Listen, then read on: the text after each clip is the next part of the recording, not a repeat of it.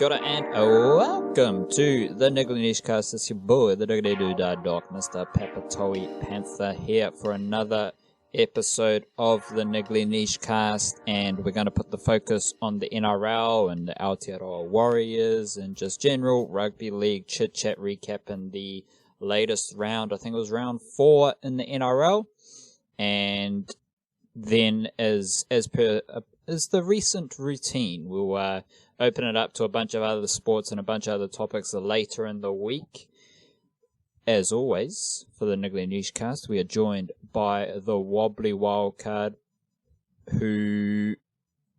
Oh, Wildcard, mate.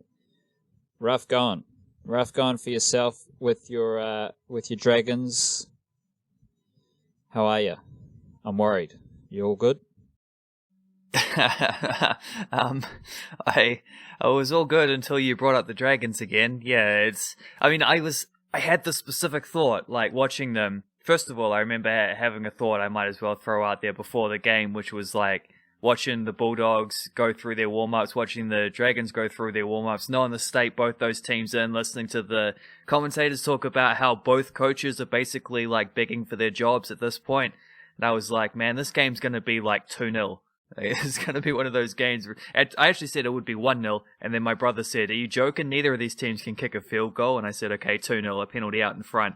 And that's exactly how the game started. Was bit of Freudian there, saying Warriors almost, but the Dragons got a penalty right out in front, basically after about like 2 minutes. Kicks the goal, 2-0. I'm like, sweet as, that's the scoring done for this game. Turns out I was wrong. And then the thought I had at the end of it was like, this wouldn't be so bad if there was literally any other sport going on. Like, it used to be that when the Dragons had a shocking result, or if, some other team I support Manchester United had a bad week or something like that. It's like, well, okay, that sucks, but let's not dwell on this. Let's move on to see, like, what are the Mavericks up to this, today, tomorrow, whatever? What's the Dragons, for example? Like, are the Black Caps playing? Is it that time of the year sort of thing? Like, you move focus onto the other sport. But at the moment, there's no other sport going on, so I'm just stuck with these bloody Dragons, which the only thing I can say is that it can't get worse than this. So, like, if they get absolutely annihilated by the Sharks next week, if they lose 50-0 or something like that, like, at least it won't be worse than this, because this is already rock bottom. It'll be exactly the same as this. They can continue to, like, dwell in rock bottom, but at least staying in rock bottom is that's a level consistency, rather than at least, like, they won't be going down any further like they have done the last couple of weeks. So, maybe I'll just pitch a tent or something in rock bottom, and I'll just hang out here for a few more weeks until something fluky happens. I don't know. The Titans won this week though, so it's not impossible. I'm just amazed you just jumped into your tirade straight off the bat. We will get to the Dragons, Wildcard. We will dive into some Dragon stuff, because I think it's an interesting case of just a sports club, sports team, sports organization, and the I actually find the situations with the Broncos and the Dragons to be rather interesting from a sports observational standpoint, and seeing how they run and how decisions are made and whatnot. So we will dive into the stuff, Wildcard. You don't need to unleash your fury on us just to start with. You mentioned the Titans; they got a good win. The Warriors were defeated by the Penrith Panthers, so we'll put the microscope there to start with. If you do appreciate and enjoy the Nichecation, the Niche Cast, the best way to support us is straight up the guts on Patreon, or we do a little email newsletter as well, twice a week, Monday and Friday, and there are a couple of different bits and bobs of mine, and the Wildcard put a rather interesting slice of analysis on the wire as well. So you never know what you're going to get, but you can bank on it that it's going to be pretty funky, pretty cool, and a little bit extra goodies for the beautiful people around the world.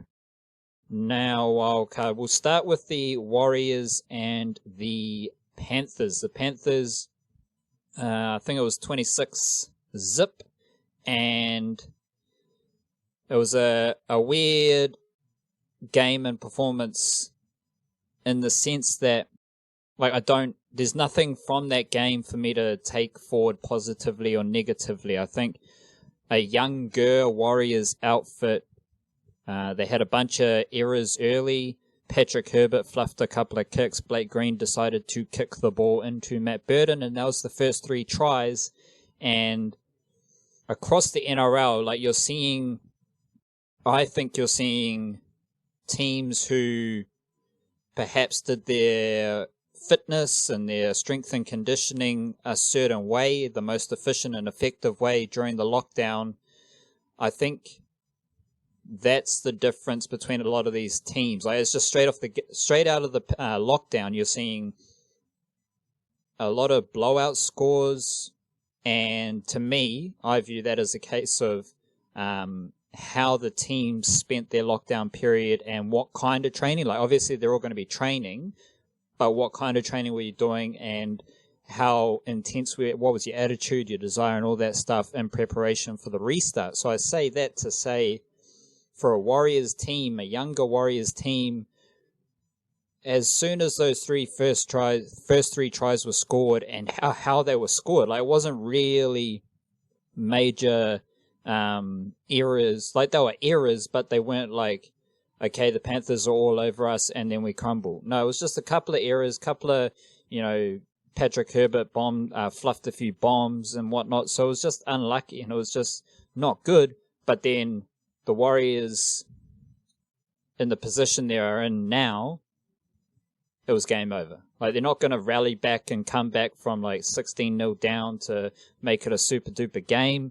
At this stage of the season, at this stage of their journey, and considering that there was a hefty group of young players like Hayes Perham, Adam Pompey, you still got Jermaine Tanoa-Brown in his first couple of games, Jack Murchie, Pauasa Famasili, Eliasa Katoa. Like, all those dudes are a bit younger. There's a different look to the Warriors, and it was just like, if all that shit goes against you, it's hard to see this Warriors team gripping to the contest and forcing it into an exciting last 10 minutes. That was not going to happen. And that's just how it played out. So it's hard for me to say that the Warriors were really shit or they obviously weren't good. It's just a hard game to get a gauge, and it's just like, let's just cop that and move on.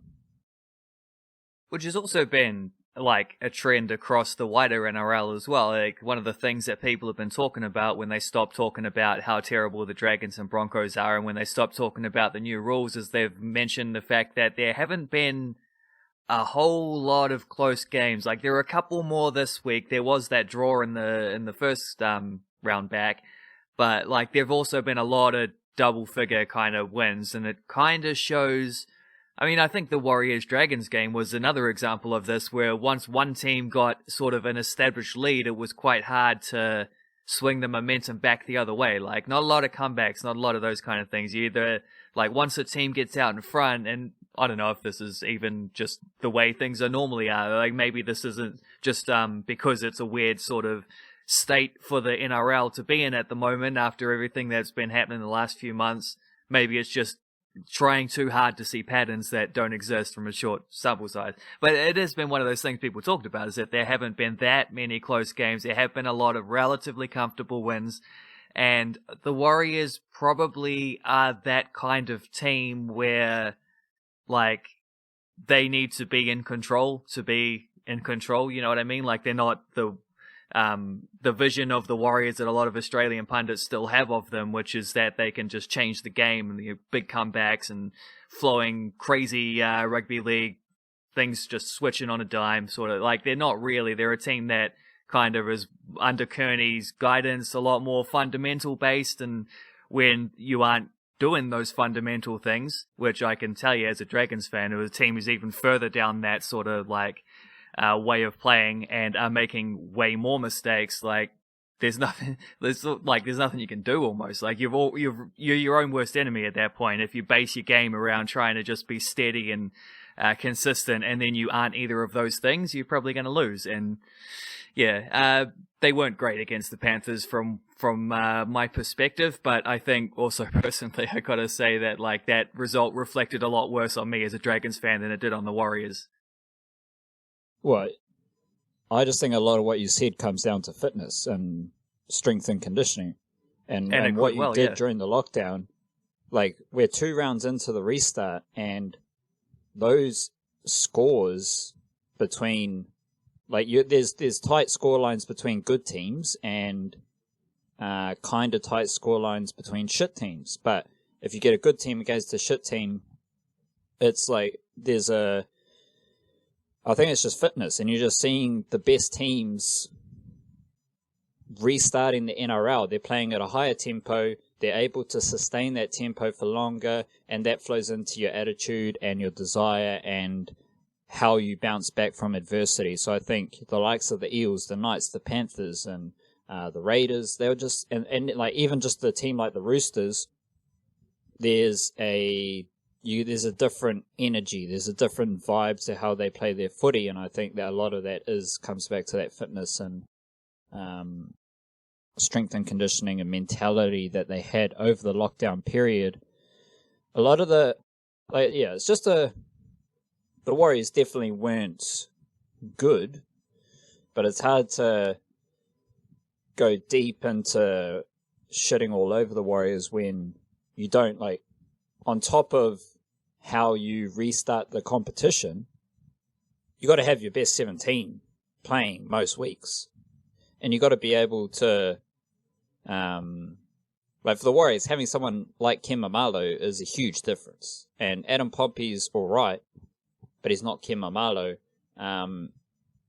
Hayes Perham was pretty good. I liked Hayes Perham at centre. He was one of the shining lights. And I'm just amazed that, like, just looking at this Warriors team, Pompey played a couple games last year. Hayes Perham played a couple games last year. King Vuniyayawa made his debut this season.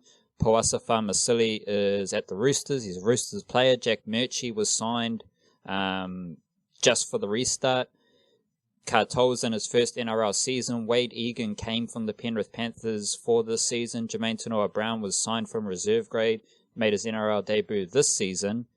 And then you've got Carl Lawton chiming in. Like, forget what I said about Carl Lawton there, but that's like half your team who weren't even part of the NRL group with the Warriors last season. So it's when that's your team and you make a couple early errors, no one can be expecting the Warriors to come back into that game, let alone when you have leaders like Adam Blair was pretty good, but Roger Tuivasa-Sheck was like good, but not quite as good as he can be. He wasn't as efficient and as busy around the middle of the field as he was. And Blake Green is arguably the worst player in that Warriors team. So they're a couple of your leaders. So when you have errors early that lead directly to tries, then you've got a couple of leaders who aren't at their best. It's so hard for a young team to young and fresh, and a group that's trying to get familiar with each other, acquaint with each other as well. It's hard for them to bounce back from those kind of situations. And then the other factor, which is pretty relevant, is that the Panthers are a pretty good team. I mean, they obviously missing one lockdown breaching halfback, but plenty of depth there as the good teams have, and they are one of 3 undefeated teams left, aren't they? Along with Parramatta and Newcastle. So, like, there's a stark difference between playing a team who is currently now right at the very bottom of the ladder in the Dragons 1 week, and then playing an undefeated team who are 1 point off the top the next week. Like, there's a big difference, and especially when you've also got a young team who are like still adjusting to making those combinations, still sort of settling into first grade. And they always say with young players, like the biggest thing is just finding that consistency, and that's how you like sort of dig your heels in and make a home for yourself at first grade, is being able to do perform at a baseline level each week, sort of thing. And yeah, a lot of young players won't have that. And then like the big hype of the first week back when everyone's talking about all the sacrifices the Warriors have made and all that kind of thing, and you've still got that momentum and that energy from that. And then you channel that into an outstanding performance, and then you come up against a much better team the next week who are able to like take advantage of some of your weaknesses, and then suddenly just that stark contrast. I think that's probably got to be a lot to deal with. So yeah, tricky in terms of just the fixture itself there for the Warriors, I guess, and just dealing with that. I don't know what they've got over the next few weeks, but I'm sure it'll sort of balance out somewhere in between those two performances, you'd hope. Certainly in between those two results, at least. Like winning to 0 and then being beaten to 0 the next week. For the Warriors, Tohu Harris was once again the best player, I think. And I would agree with that. He was once again in the middle, once again played 80 minutes, and he had the most run meters, he had the most tackles for the Warriors. Just a tick under the 10 meter per run mark, so he had 23 runs for 224 meters, which is monstrous. Like the only forwards who are averaging or who consistently put up, not consistently because that's kind of impossible, but near enough, 20 plus runs for 200 plus meters, averaging 10 meters per run. Those are Jason Taumalolo numbers, and Tohu Harris has done it back to back. Not quite the efficiency, but very good game from Tohu Harris. And those 56 tackles came at 90.3%. So he only missed 2 tackles. So I don't know. There's just I like that core in the middle of Tohu Harris and Adam Blair. I think Adam Blair's actually playing pretty good. Like you can't look at Adam Blair and say he's the reason the Warriors suck. As like I sometimes said that before the lockdown and last season and the season before. Many people always said that. I was a bit more favourable to Blair, but he's playing pretty good now. So I like that middle, and Jermaine Tenor-Brown's not too shabby either. So there's I kind of like the core of the Warriors and just the steadiness of that forward pack. Like moving forward, if you know that Katoa is going to be on one edge, you know that Tohu Harris is in the middle, Isaiah Papali'i playing on the other edge, Adam Blair starting, so we're not chopping and changing where Blair plays. Is he off the bench? Is he at lock? Is he at prop? Is he on the edge? Which Stephen Kearney did to no end over the past kind of couple of seasons. Just having that core, I think, is going to be beneficial moving forward. And then it's just about finding the right balance between the likes of Moeaki, Fa'amasili. Fa'amasili was actually the only Warriors forward to average 10 meters per run. So he had 6 runs for 64 meters. And that's the best of any Warriors forward. Obviously a smaller workload, but 27 tackles at 93% as well. So that's a Roosters player coming to the Warriors for damn sure. I'm interested to see how different, so you've got the core in that forward pack, and then you've got other pieces sprinkling around. Like, I don't know about you, Wildcard, but I don't want to see Lachlan Burr playing for the Warriors anymore.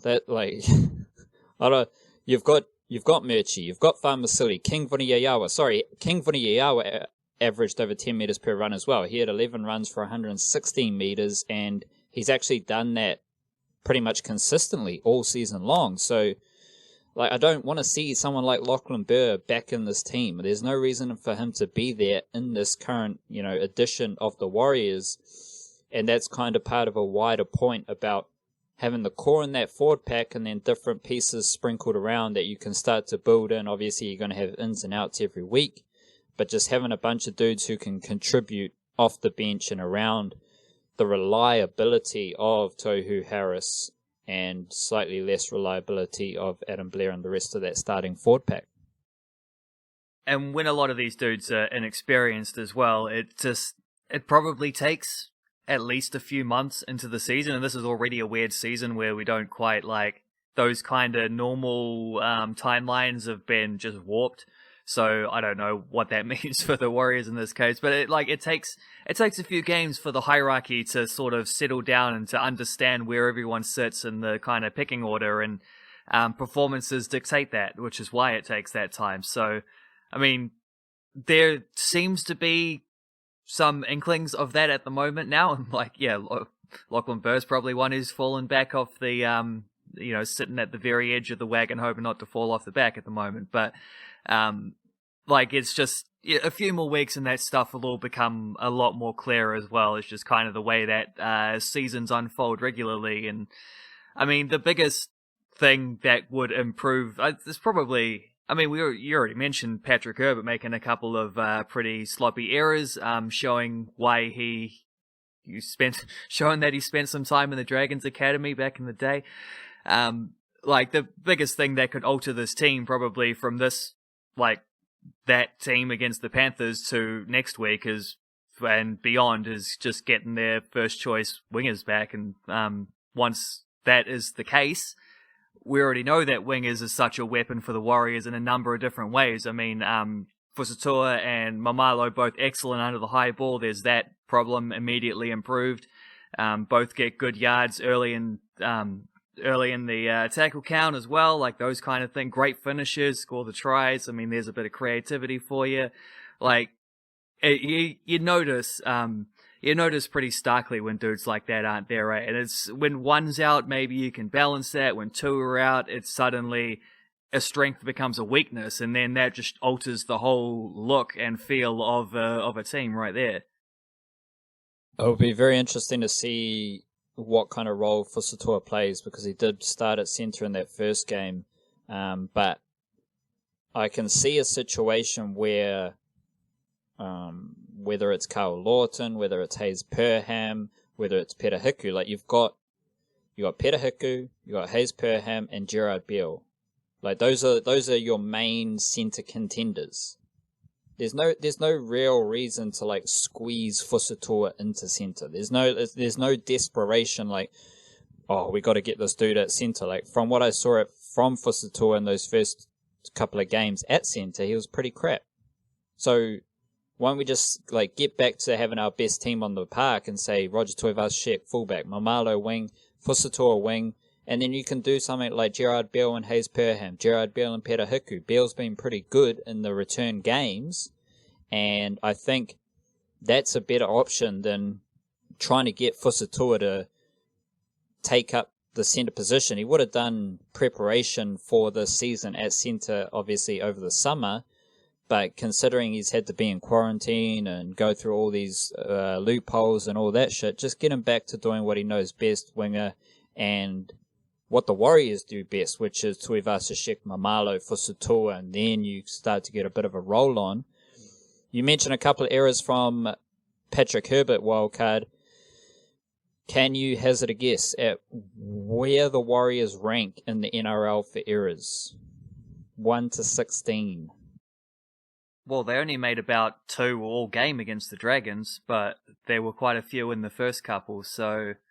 I think, if 3/4 of them have maybe, 3/4 of those 4 games have maybe been above average, then I'm going to say they're somewhere around the 11th mark.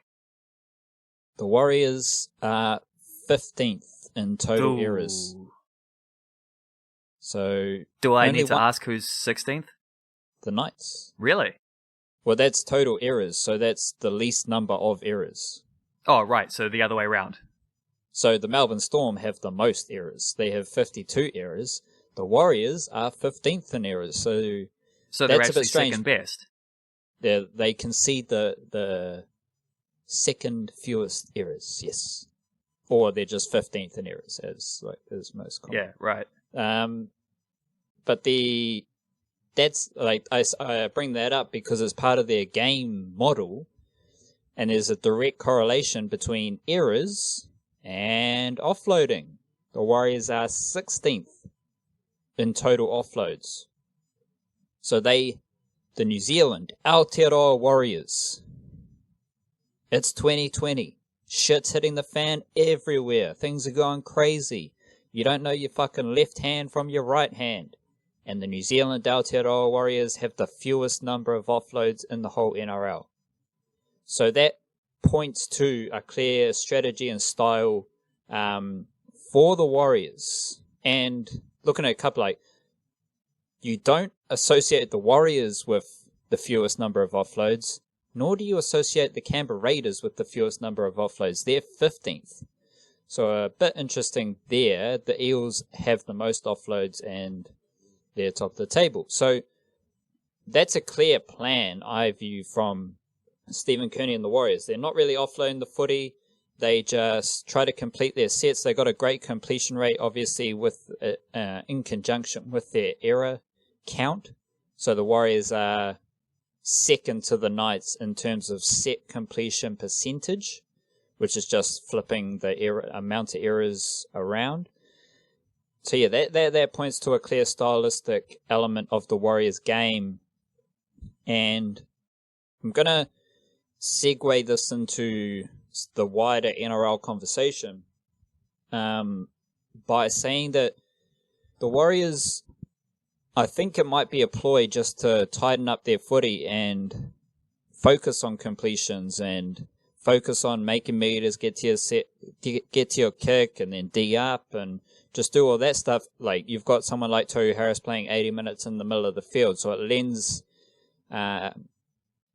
playing Harris like that lends itself into a set-for-set grinding style of footy that I think the Warriors are trying to play, and that I think they will play until they get some of their troops back, which leads me into the Bulldogs wildcard, because I was watching that game against the Dragons, and it was very interesting for a couple of reasons. A, it was interesting seeing the Bulldogs constantly just like complete their set kick.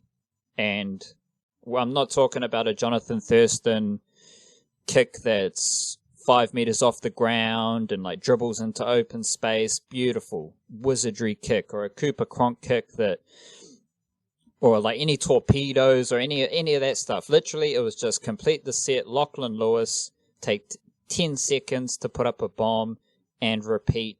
I think Lachlan Lewis had 21 kicks, so repeat 21 times, because that's all they did. But I think that is obviously the Bulldogs might have done that because they know the Dragons are going to capitulate and shit's going to hit the fan with them, so they just need to complete their sets, put the Dragons under pressure. But it's also like Kieran Foran's coming back from injury, so Kieran Foran only had 4 kicks, so the Bulldogs, I believe, in a similar way where the Warriors have restricted their offload and their movement of the footy, I believe, to suit the circumstances. I think that's what the Bulldogs did against the Dragons as well. Got them the victory, and everyone was talking about the impact of Kieran Foran. Well, Lachlan Lewis had 10 more touches than Kieran Foran, 20 more touches, sorry, and Kieran Foran only had 4 kicks while Lachlan Lewis had 21 kicks. So it was a very interesting game to watch. There were so many minor details. What did you make of the style of play from the Bulldogs from a Dragons perspective? Because it was interesting just how mundane and boring it was, but it was effective, and I believe it allowed Kieran Foran just an easier passage through that first game, so he can amp up his involvements and his quality touches. He did run the ball 8 times for 84 meters, so I think in terms of playing the game, Foran's influence and impact was felt in how direct he was, but his influence and impact with a limited involvement was probably on the training paddock before the game and preparation and so on. But yeah, very strange but effective kind of performance from the Bulldogs. Yeah, I mean, they just did what the Warriors did the week before. It was the same thing. Get through your sets and kick it deep and make sure the Dragons are running it off their own line just time after time after time. And the Dragons just didn't seem to I don't know, it took them until the last couple minutes before they realised that it might help them if they throw an offload or two. I mean, you mentioned the team at the top of the table is the team that leads the league in offloads. It just seems like if you a good offload and you basically buy an extra tackle in your set, and the Dragons just can't get the meters up the middle at the moment for whatever reason. Playing off your own line as part of that is that you're constantly starting in it's not a negative field position because there's no negative meters, but I mean, because you've got further to go than if you're starting, around your 40 or something like that. Further to go to be able to get an attacking kick in at the end of it, and then they just continually weren't able to do that because they can't get the meters through. They're getting these 35-meter sets gains, and it's not enough to change the momentum of it's that whole thing about the Dragons. They're an arm wrestle type team. Like, they're not adjusting that. Like, you're not putting any force back. You may be holding where you are, but you're not altering the direction of the game in any way. It just gets to the point where you're going through the motions and the clock starts ticking away, and it's the same feeling that I had watching the Warriors Dragons game as well. It's like, it's not that you don't think the Dragons can score, it's just that you're waiting for them to do so and they continually don't, and the time ticks away and they make errors that look like the kind of errors that come from a team which, despite the fact that you're hearing the commentators talking about whether these players are good enough or whether they believe in their coach or all these things, to me it just seems like pure and simple confidence. Like, it's not about technique or ability, it's a lack of confidence. And that confidence is exacerbated the longer you go without scoring, the longer you play from behind, the more you feel that pressure. And the Bulldogs just doing the basics and getting through their sets, they had some quality performances, especially from a few, like Watene-Zelezniak and Hopoate were both, I thought, pretty outstanding in that game. Especially on those first couple, like running back the kicks and things like that and just getting meters, making sure the Bulldogs start on the front foot, which is the thing that the Dragons were never doing. It's like, it becomes a simple game at that point, and it probably shouldn't be, because you should be able to, like, a team at this level should be able to do something to alter that, to like adjust the flow of the game in some way, or at least disrupt it. And the Dragons couldn't, because the Dragons are so low on confidence right now that they overthink everything and they worry about making silly mistakes, which are things that, in like a confident team, just in their sleep they can complete those kind of plays. And yeah, the Bulldogs just did what they had to do. That's kind of the way it felt. I don't think Lachlan Lewis is I've never watched that guy and thought he's a particularly standout player, but he's got a big left boot on him, and he just continually puts those kicks, like, landing within 10 meters of the Dragons goal line. Corey Norman's running them back, getting hit hard, basically every time. Dragons got a long way to go. It's just what you do against a team like that. You let them make the mistakes, pretty much. That was pretty much the nitty gritty of the question. Was, I've just never seen someone kick the ball like that over and over and over and over and over again. Like, it was just, I've never seen. It's like an AFL kicker, eh? Or if you're talking specifically, like, I'm more referencing the Bulldogs' strategy and the plan. But if you're talking specifically about Lachlan Lewis, he's fucking weird. He's like, obviously has ample time to kick the footy, and I've never seen that either. Like, I've seen plays where, like, Cameron Smith gets out a dummy half, he looks right, he looks left, he fakes right, he fakes left, he shimmies to kick, and then he passes, or he, does a dummy pass, and then he puts a grubber. And I've seen someone like that, like a great of the game, have more time than perhaps other players, or more time than you think they should. Then, like, no disrespect to Lachlan Lewis, he could be a, representative half or whatever, but he's just a regular half who quite clearly, like, visibly has more time than anyone else. It's so strange. Like, it's just, I've never seen that, and I've never seen the plan. Just every last tackle, Lachlan Lewis puts up a bomb, and he did it over and over again. So, but you mentioned the Hopoate-Watene-Zelezniak dynamic, shifting Watene-Zelezniak. Like, if the Bulldogs show up with the same team as a similar team, no foreign, Watene-Zelezniak at fullback, I don't think they beat the Dragons. But moving Hopoate to fullback, Watene-Zelezniak to the wing, it just, like, I think Hopoate's got better hands than Watene-Zelezniak, so he's a better passing fullback. Oh, that just reminded me, Wildcard, I've got to talk about the fullbacks. And Watene-Zelezniak, he's better on the wing. He's just straight up a better winger. it's all good. Like, you don't need to be a fullback. Just be a winger where your role, run as hard as you fucking can, and maybe offload. Waitene-Zelezniak had 5 offloads in that game, and a lot of them when he was getting like picked up and driven back. So that's like 4 dudes who have committed to a tackle. Tackle is just about to finish, offload, bang, and we're rolling downfield. So I think there were a couple of factors at play from the Bulldogs that were very interesting from a footy perspective as well. Got a couple questions here, Wildcard, just to keep it moving. We don't need to touch on every game.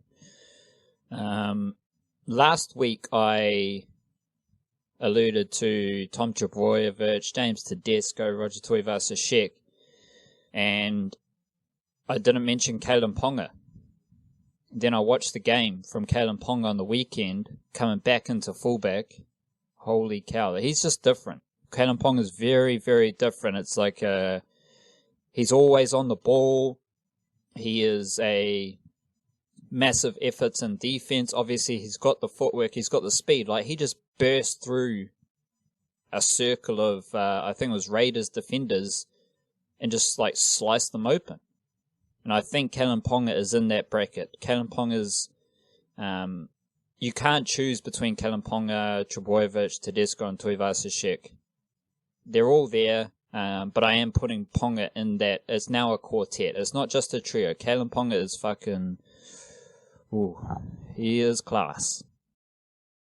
I certainly can't argue with that point. I mean, you watch the dude play, and he's different to those other 3 fullbacks, so I think they're a little more in the traditional mold of a modern fullback, where, you know, big run meters and that kind of, like, Ponga's, I mean, you can see why they flirted with playing him in the halves as well, because he's such a good playmaker, and like, his passing's incredible too. Like, his passing probably tips like those. I think you'd say his ability to just like, it's because he can do both. It's because he can run and he can pass. You don't know, is he going to step on the inside or on the outside, or is he going to throw that late like cutout pass or whatever? Like, he just creates things, and you got to be. I mean, all these dudes are just like on that top tier. So there's no like one is good, therefore the others are bad in comparison. It's like, nah, each of them just has their own specific incredible things that they can do.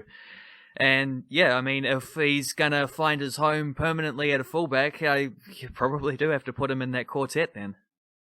He was great on the weekend, eh? Didn't he set up like 4 tries or something like that? Yeah, I've got his stats here. I'll just slide across to the couple of try assists, couple of line break assists, a line break himself, 27 runs, 278 meters, whatever. 8 tackle busts. The one that stands out to me is 46 touches of the footy. So obviously a fullback is going to always, get a couple of touches from kick returns and whatnot, but compared to Sean's Nickel-Klokstad, he had 36 touches. So Ponga had 10 more touches than Nickel-Klokstad as opposing fullback, and Kurt Mann only had 34 touches, Mitchell Pearce had 49 touches. So that's your leading halfback, your man steering the ship. Mitchell Pearce, 49 touches, 31 passes. Kalyn Ponga, 46 touches, 23 passes. So he's got plenty of passes, plenty of touches to go with his, what were absolutely bonkers running numbers. This dude is, he's pretty good. He's pretty good. What are a team that is tickling your toes at the moment? Obviously, there are some good teams, but maybe it's a good team, maybe it's just a team, maybe it's the Titans, rallying behind. They were pretty good in their victory over West Tigers.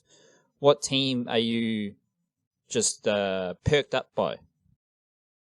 I think probably, I mean, that Titans game was a funny watch because, you had Benji nailing a field goal, and then it's like, well, there you go. The Tigers look like they're going to get this one, and then all of a sudden they just concede a stupid try right at the end. But, I mean, that's also one of those credit to the Titans for keeping themselves in a close game the whole way through, and a game that the Tigers probably felt like because of the state of the Titans, they were like the lead wasn't reflective. Like maybe they felt like a one try advantage was a bit bigger than what it actually was, because you don't expect the Titans to be as potent scoring, but they pulled out the big play when they needed one.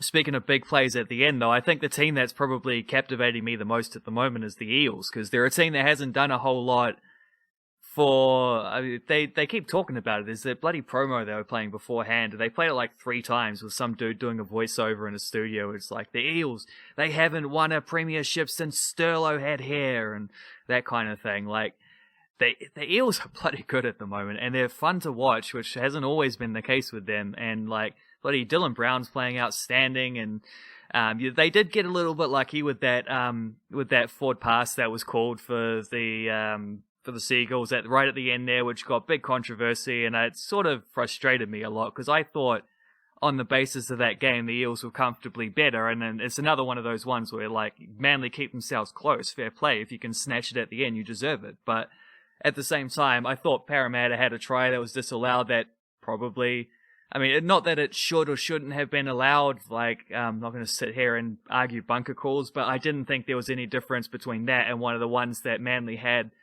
that was awarded. So it was a bit of a weird one, and I think Parramatta probably deserved a bit of luck at the end there to get that one. And I also, like, bad taste with the I know why they do this is because they want accountability and things like that, but with the head ref dude coming out and immediately saying, like, that's a bad call, it should have been the other way around, it's just, like, stoking flames, and I don't know, I thought that's weird. It's one of those things where the NRL just seems to... It's almost like it enjoys its own controversy. I got no idea what's going on with those kind of trends, but... I think that was a bit misconstrued, because I listened to the Triple M Sunday show, and they had Graham Annesley on, and he was just saying, like, it was an error. So, but he was defending it, saying, like, there's always room for human error. We can't, right, like, yeah. that's the reality is that there is error, and he just said it was an error, all good. Like, I don't think he was putting them on blast. He was just highlighting, if you make an error, we're going to say it's an error. So I think that was okay. Parramatta Eels with Dylan Brown in the halves, Marata Niokore coming off the bench. I think he's been starting in the middle. So a couple of young Kiwi players. I think Dylan Brown will definitely play Kiwis footy, international footy this year. Marata Niokore can't be too far away. That dude has been very good for the Eels. If I'm going to say a team wildcard, I've actually been really interested in the Knights. I've just been trying to suss out like what makes them who they are, and couple of super dynamic players. Bradman Best is an absolute unit. And what a Lee's name playing, too. Yeah, or Bradman. And then the forward pack like Clemmer, the Saifidi brothers, Herman Ese was very good on the weekend. He's Mangere East Junior. So liking what we're seeing out of the Newcastle Knights. Any player, any one particular player who we mentioned all the fullbacks, so we don't need to go like maybe the superstar level player, but you just got like I don't want to say like a slept on player, just the player who you're paying attention to at the moment. Well, Bradman Best is a fella who, since you mentioned him, like I think for the Knights in general, I didn't give them the credit over the first couple weeks as they probably deserved, and then I didn't watch them last week where they had the drawn game, and then I did watch them this week, and I mean we already mentioned how incredible Kalyn Ponga was, and like the Pearce and Kurt Mann actually, and the halves were very good as well, and it was just a strong performance from the Knights, and against a good, didn't they beat the Raiders or something, wasn't it too? So against a very good team as well. Like, that was probably a bit of an eye-opener for me to take them a bit more seriously. And Bradman Best was a dude who, like, I heard of him because of his funny name after the last game. And then I watched him play this game, and like the first time I've actually seen him play, and it was like that dude, because there was that try he scored where there was like a kick through and he had to sort of, like, the speed, and like he's obviously a unit. Like, you can see he's got like tank power there, and he's also got a head that's like bigger than a basketball. And then but it was just that little moment of running through and like the nimble fingers to be able to leap up while he's sprinting and he wasn't under that much pressure, but it was just the way he did it. It was kind of like almost graceful, the way he reached out with one hand, collected the ball in order to just place it down for a simple try. And it's like those little things when you see someone who can be that athletic and also at that size, it's like, okay, well that's a dude to take seriously.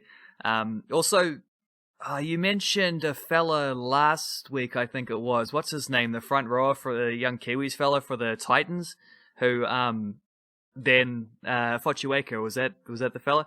And he was like, I kept an eye out for him specifically because you had mentioned him in that Tigers Titans game, and dude was just like rolling through the meters there.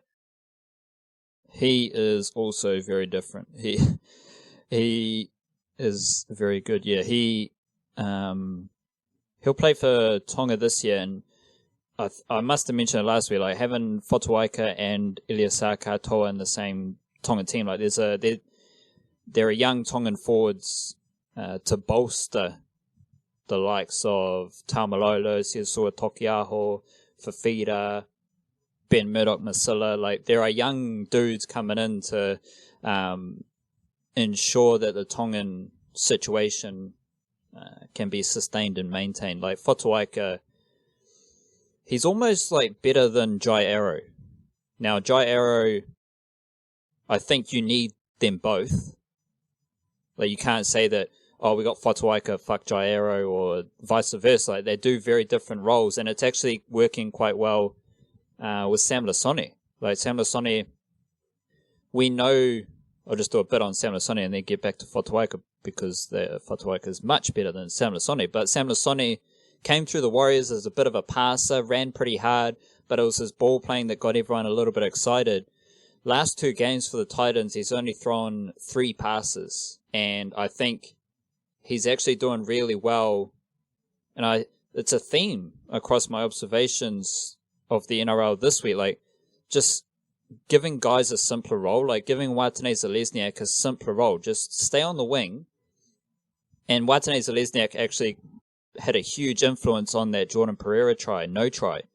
Like it was Watene-Zelezniak who busted his ass to get there and keep the Dragons tryless. So a defensive play as well. But Dean Pace simplifying Watene-Zelezniak's role and just saying, stay on the wing, come in for some big carries, offload if you can, all good. So then someone like Sam Lasone going to the Titans, it's more about like, maybe let's put your pass away and just focus on running hard, doing your job for your team and making your tackles. Just really hone in on that, focus on that.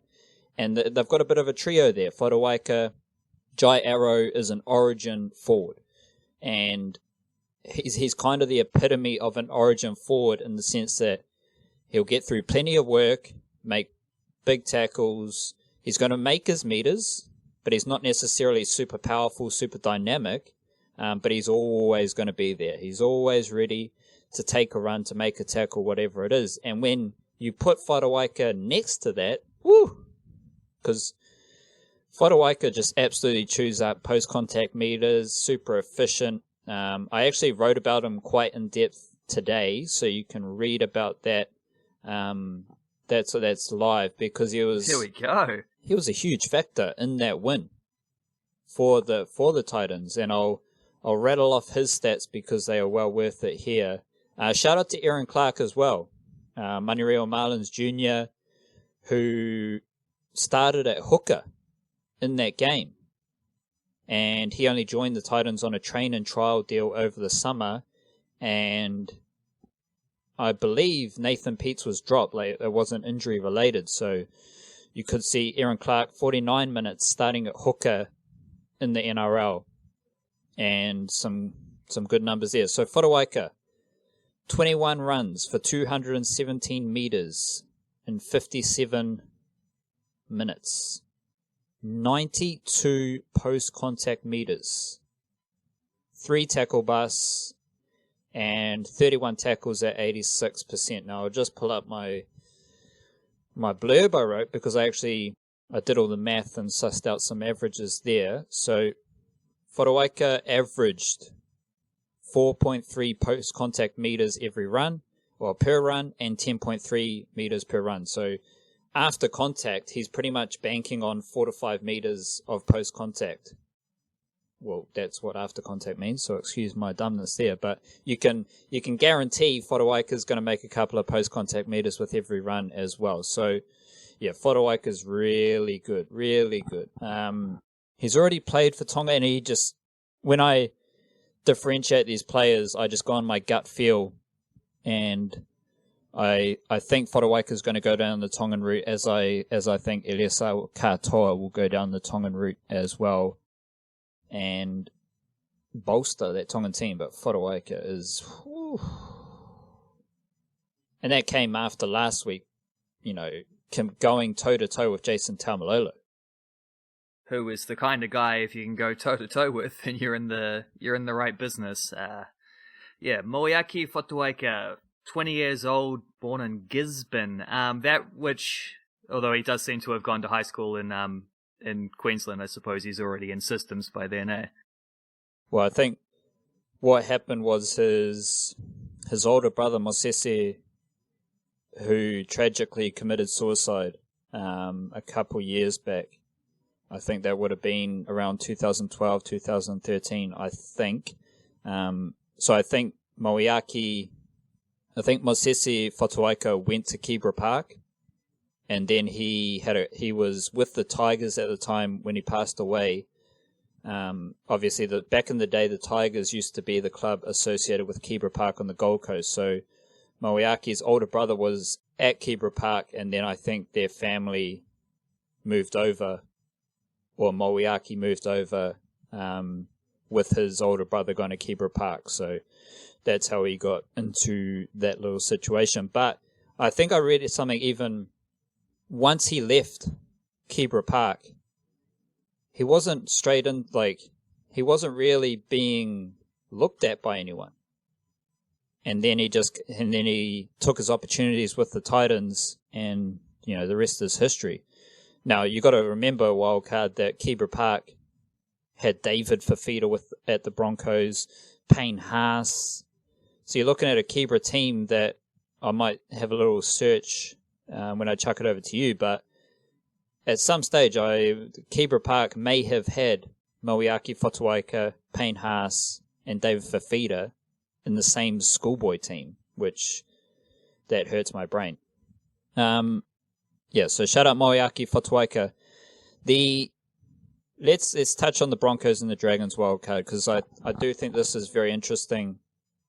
Not necessarily from the rugby league NRL cesspit perspective, but just a wider, broader sports perspective, because you got a Broncos, not the team, but a club, who consciously made moves and made an effort to alienate a lot of the older, not current players, but older players who wanted to still be involved in the club. They basically shafted Wayne Bennett. They didn't want Wayne Bennett to continue to be the coach, so they caused that drama. That drama surfaced, and Wayne Bennett obviously wasn't too happy about that. That was a massive issue, obviously in the media and whatnot.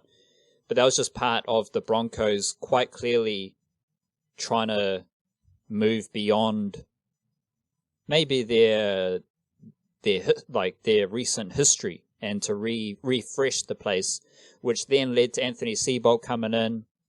There's been stories around the Australian media of when interviewing for the job, Wayne Bennett wasn't interviewing for the job, he was off to the Rabbitohs, but his assistant coach Jason Demetriou and someone like Kevy Walters were apparently part of the interview process. But the key decision makers at the Broncos, some of them didn't even show up for the interviews, and it was basically always going to be Anthony Seibold. So you've got a Broncos club that have put themselves in this position. Paul Kent said 15 to 16, so I don't know which one it is. If he doesn't know, then fuck, I don't know. 15 to 16 players are all signed to the same agent, Isaac Moses, who is also the agent of guys like, he's also got a bit of a stranglehold on the Warriors.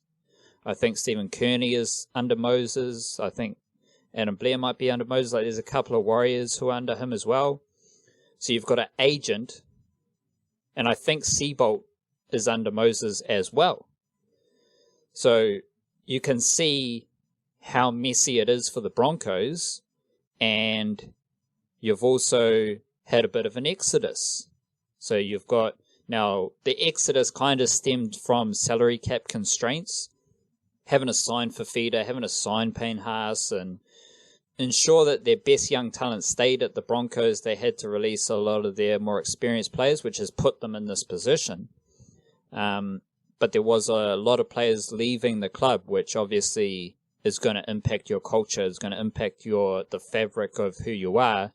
If guys like Josh Maguire, a bit of Cody Nikorima, and then other guys like Sam Thaiday retires, Andrew McCulloch goes to the Knights. Like, there's all these players who knew and understood what it was to be at the Brisbane Broncos. They've all gone.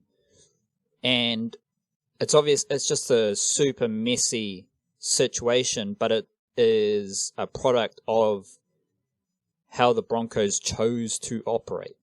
They chose to alienate Wayne Bennett. They chose to alienate some of their former players. They chose to take up deals with players who are with a certain agent. They chose to give Anthony Seabolt a really long deal. Like, they've chosen, they've tapped into their power, which is cool, but it hasn't worked out. It's not working out right now. I'm less worried about the Broncos because they will get some of their, the Tavita Pangai Jr., like those dudes aren't playing, so whatever. But it is interesting seeing how a club goes down the wrong route, because they fucked up. They fucked up big time and they've gone down the wrong route. The Dragons, very in absorbing information and just learning about the Dragons, like, at least with the Broncos, you don't have the Broncos are essentially one club or one organization. Whereas the Dragons, you got the Illawarra Steelers and you've got the St. George, like, sections. So you've got two different factions involved. You've got, I actually raised this with you closer to the time.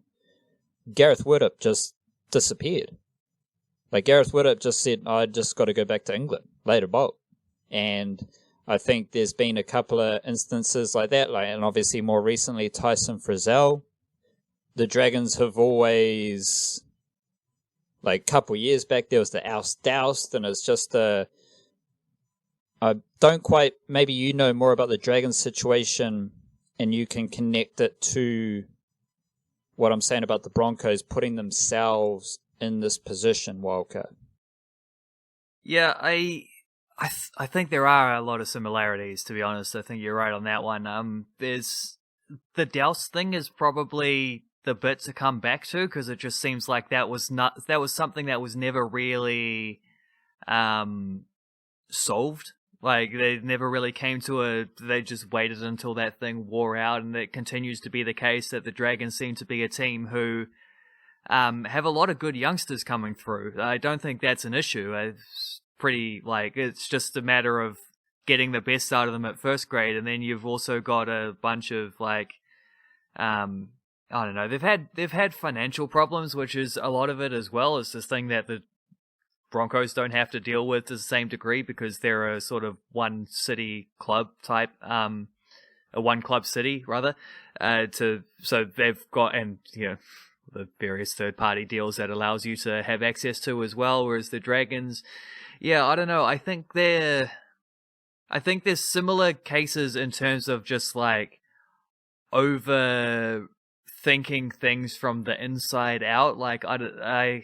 They were asking Paul McGregor some stuff about recruitment and things like that, and whether he has had enough control over recruitment and things like that. I don't think it's so much the control over recruitment as it is, like, they rely a bit too much on recruitment at the moment because they've had high player turnover, same as the Broncos. And when you have high player turnover, you need to be able to replace those players. And it's not even like, yeah, they're just not getting players good enough to replace the ones that are going necessarily. I don't know what they'll do without, but then at the same time, they have made good, like Paul Vaughan was a good signing, a guy who went to another level when he got there. I don't know. There's just a lot of inconsistencies with, they seem to be a team that goes on a terrible losing streak and then a big winning streak and then another terrible losing streak at the end of the season when it matters. And I think they're just caught in a few too many patterns, which unfortunately, as much as I like Mary McGregor, it might have to be the case that, like, if and as much as the players do still seem to like him, it's like you got to shake something up because you can't just keep repeating your same mistakes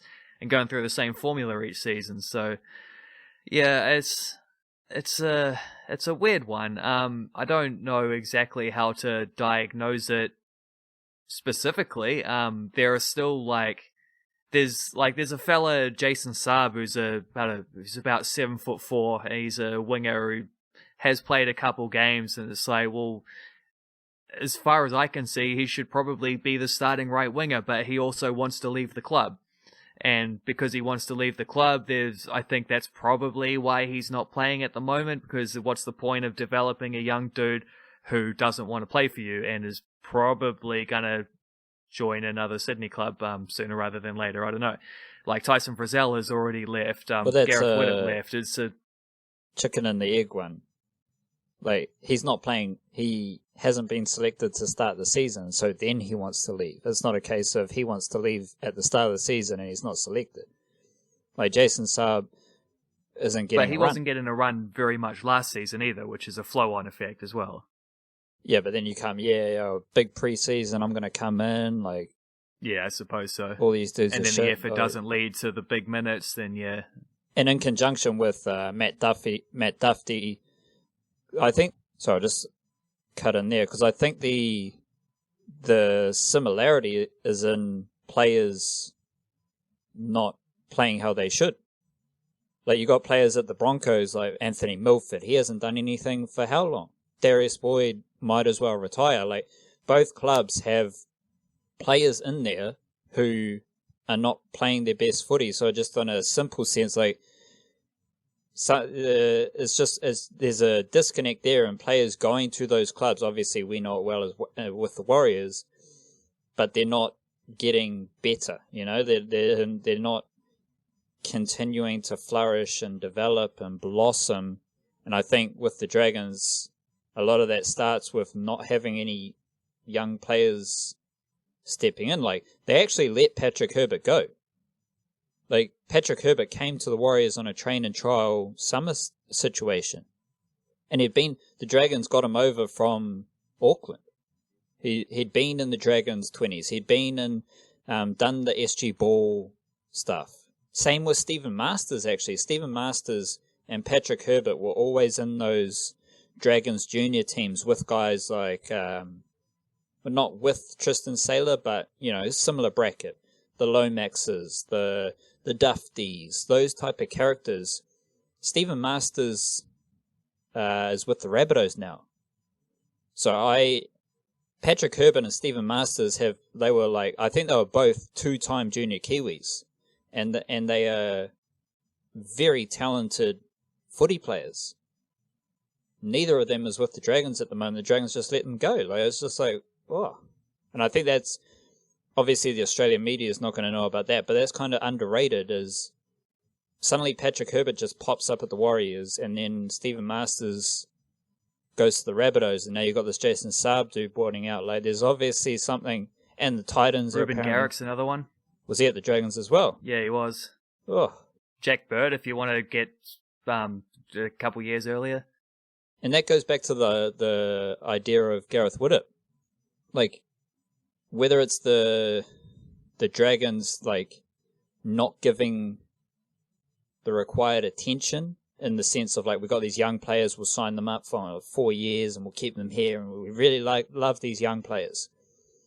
Like, whether it's that or it's just like all these players just want to get out of the Dragons, because it wasn't like buzz around Gareth Widdop being on the open market, one day he just decided to leave.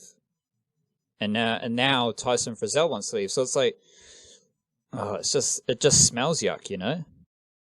Yeah, I mean, Widdop's like entitled to want to go back to England, even though he was in Australia for a number of years, like more than a decade. He was there as a teenager and he was coming through the Storm system. It's not like he was one of these, like this George Williams fella sort of thing, or a James Graham who've had like top first grade careers in Super League and then come over as established players. You know, Widdop came up in Australia, but like he's welcome to want to go back. It's just the problem is that I think you see for the Dragons for several years is that they have good young talent who aren't taking them to the next level when they get there. And I don't know why that is. I don't know if it's coaching or if it's just like structures in the team or whatever it is, but they've had the core of a very good team for a couple years, for most of the years that McGregor's been in charge, and they need the young fellas to like take them to the next level. And instead of being their strength of their team of like providing that necessary punch, they're coming in and making errors and looking and then getting shuffled out and rotated, and then you don't know where anyone stands, and I think there's a lot of confusion. Like the wingers have been all over the show, and then that's bleeding into the centres now, where you don't know who's going to play in any of those outside back positions, and the fullback isn't any different as well. Especially, like, I mean, I don't know what you do with Matt Duffy, because he's clearly got the kind of like game-breaking speed and footwork, which the Dragons are desperate for at the moment. But he's got too many weaknesses elsewhere in his game, mostly due to the fact that he's bloody tiny. So you can't just put a smurf at fullback and expect him to be able to make tackles. And then when he starts bringing errors into his game as well, you're in big trouble. So I don't really know what you do with a fella like that. I mean, I don't know that Patrick Herbert would be walking into the starting 13 for the Dragons at the moment if he was still there. So it's not necessarily like the ones that got away kind of thing. It's just that if he had stayed and Duffy had left, Herbert would be in the same position as Duffy's in at the moment kind of thing, or Michaela Ravalawa or someone like that. Like, it just, I don't think it matters which players they kept. I think everyone, like, it would have worked out the same way regardless of if you shuffle the names around. They just got to figure out how to get some consistency. And maybe it's, you know, you did allude to a strategy that's worked for a few other players around the league at the moment, which is just keeping it simple and getting specific roles. And maybe that's what needs to happen. But at the moment, just like, it's not really since Jack de Belin that a young player has come in and like dominated and continued to grow year on year and emerged into a top quality player. At the moment, they're just those players, like those roles in the teams, are the ones that just get rotated out because no one's just like hitting and sticking. But I think you pointed to the problem, because Stephen Masters hasn't played NRL yet. Who knows if he will, right? To be honest, like, you can't say that anyone in reserve grade's definitely going to play NRL. Who knows? But it's the number. It's not about the specific this name, this player. Like, it's not about Patrick Herbert should be there ahead of Zach Lomax or any. It's not any of that. It's that you've got a long list of players who have left the Dragons. Now, obviously, they left the Dragons for a reason. Now, if it was just Patrick Herbert, if it was just Stephen Masters, I wouldn't give a shit. But you've got a couple of those, like, it's happening at every level. So you've got Patrick Herbert and Stephen Masters both left New Zealand to go to the Dragons. So the Dragons recruited them. The Dragons scouted them, and they got them there. So you've got that kind of level. They left. You got the big dog, Gareth Widdop, who, like you said, came to Australia as a teenager and just happened to move to Victoria, and he joined the Melbourne Storm system. So it's not really about going back to England. It's just like, I want to get out of here. How do I get out of here? Oh, and then it just in observing the levels and the amount, and the quantity of players who have consciously made the decision to leave the Dragons, or it's the Dragons' failure to not actually identify the right talent and ensure that they stay there. But there's just so many players who have left. And yeah, like you say, who knows how they would contribute in the NRL? I actually think, like, the Dragons team is fine, as everyone says. The Dragons have a decent team. They just suck. But that, again, points to the problem, is that there is something rotten. There is something that is rotting at the club. And ultimately, I think what I'm saying is that various players have, at various levels, reserve grade, younger players, top tier NRL players, fringe NRL players, at every level, a couple of players have got the fuck out of there. So that leads me to believe that there's something rotting there. Like, most of those players, like, if the Dragons were completely fine, I think they'd happily stay there. And now it's like, you know how you watch the Dragons, right? And it's like, okay, I watch Ben Hunt throw a couple of intercepts, drop the ball, and have a shit kicking game. And I watched that last week, and I'm watching them this week, and Ben Hunt, another error. Another intercept. Like, you can, there's an escalation of depression. It's not stopping. It just keeps going. Every week, Ben Hunt just makes us more and more sad watching him. That's a similar vibe I get with their recruitment. So it's like, oh shit, we lost Gareth Widdop. What happened there? Next minute, we lost Tyson Frizzell. You know, it's just somehow this just keeps escalating in weird ways. I don't know. I straight up don't think Ben Hunt can play any worse. But what might happen, and what has happened, is somehow the next week he finds a way to play worse. It's like, it doesn't seem natural. It doesn't seem like a natural way of operating.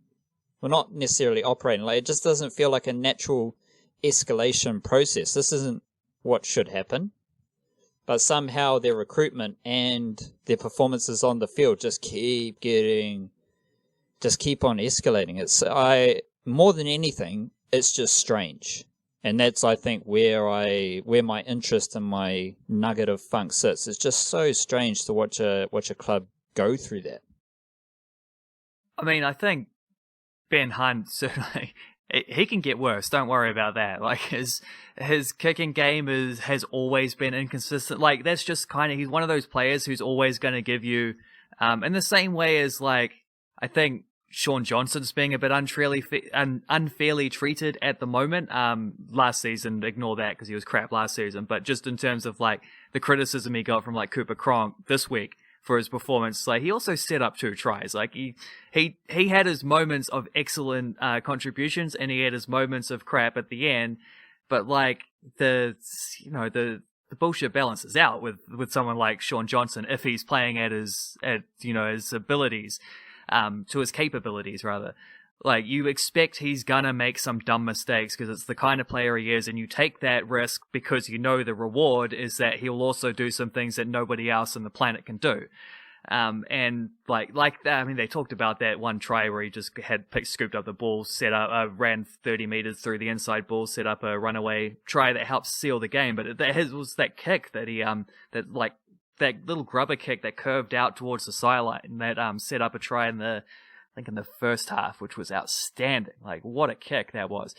And the fact that he missed touch from a penalty late on, they were already in the lead because of some of his fine play earlier. Like, that's the kind of guy that Hunt needs to be for the Dragons, but at the moment, he's not coming up with the sublime little, like, the dummy pass and then the run through the hole kind of thing, or just like a clever kick or a whatever. Like, he used to combine so well with Gareth Widdop as well, which has probably exposed Hunt more than he needed to be.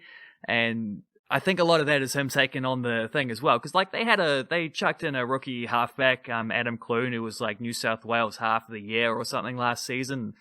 like a good up and coming player who's like, he's about 25 as well now, so he's been around long enough to know what he's doing.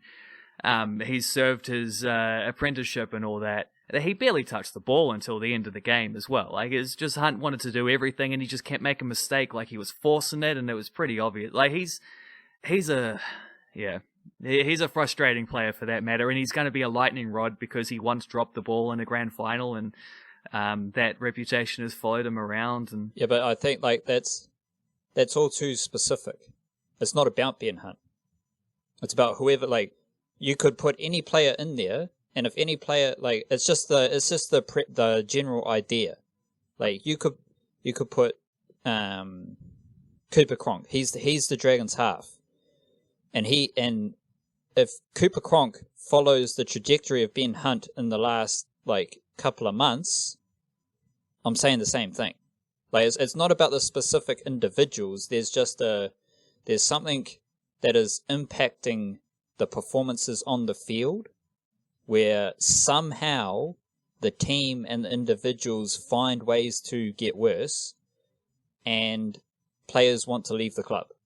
So it's not necessarily about who the individual is or the details around them as specific individuals. It's the idea that players are getting worse, and obviously team performances have been getting worse, as well as this vibe that people are people want to leave the club, against this vibe that a lot, like, the playing group loves Mary McGregor. Like, that's also a factor here, is that I have no doubt that the playing group supports Mary McGregor.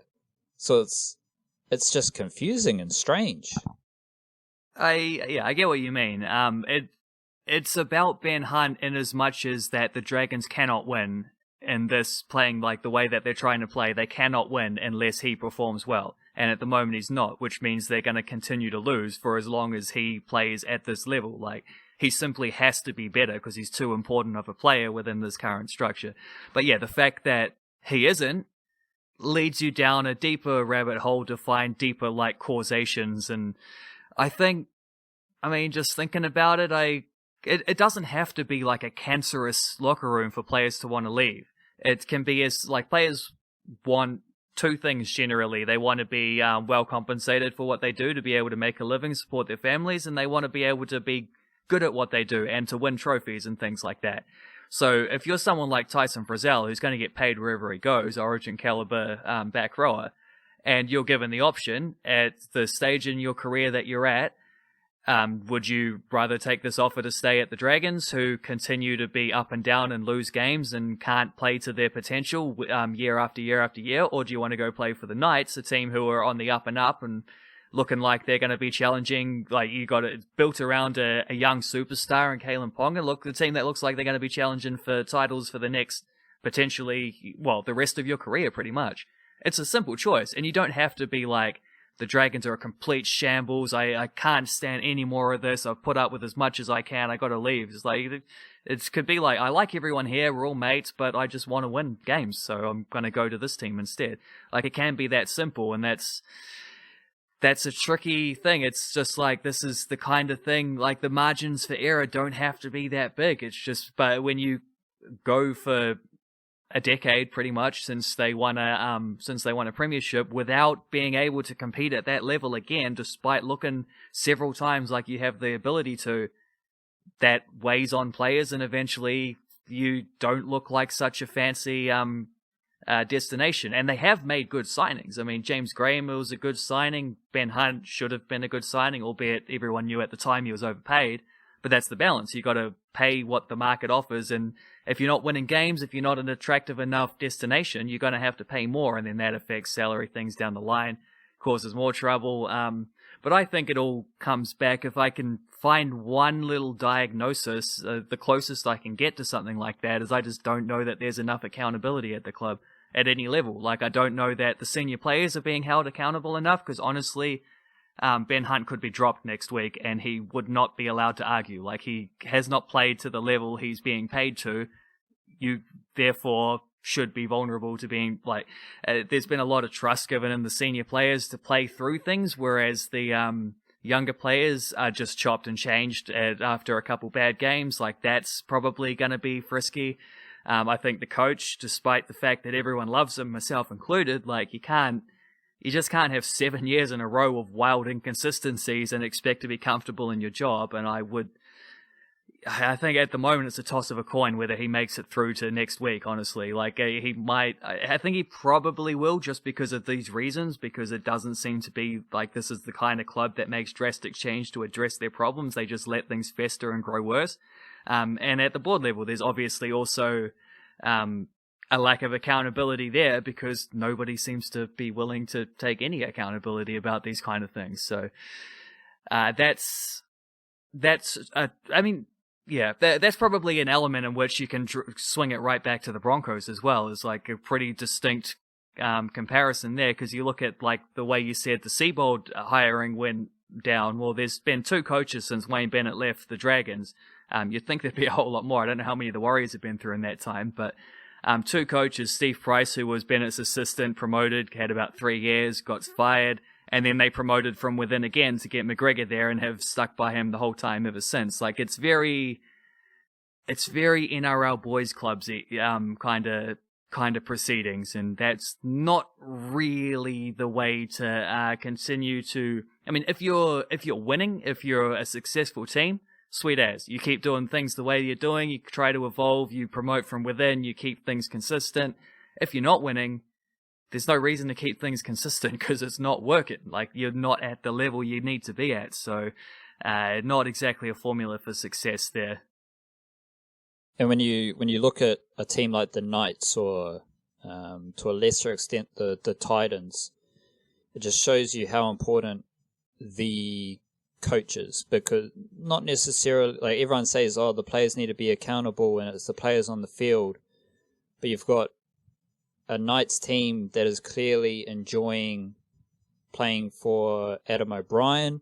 The Titans have been refreshed, I think. Like, they only won 1 game, but I can see some signs that they're generally refreshed under new coach Justin Holbrook.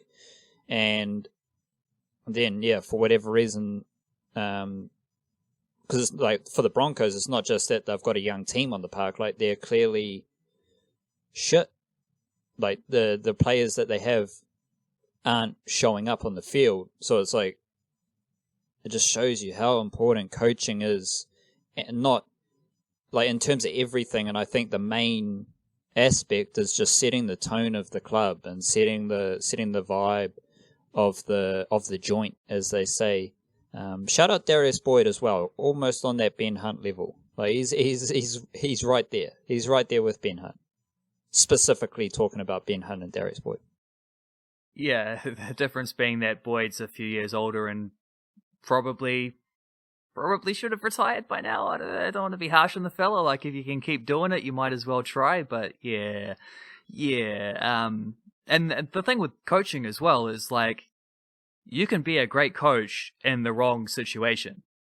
It's not going to work, you know? Like, it's, you can see this in football all the time. Like, a good coach at the wrong club, then it suddenly becomes quite difficult to be able to, like, comprehend the blurred lines of, is this just the wrong situation, or are they a bad coach, or, like, what's going on? It's like, it's not always easy just to step back and say, this person is good at what they do, this is just not the right situation for them.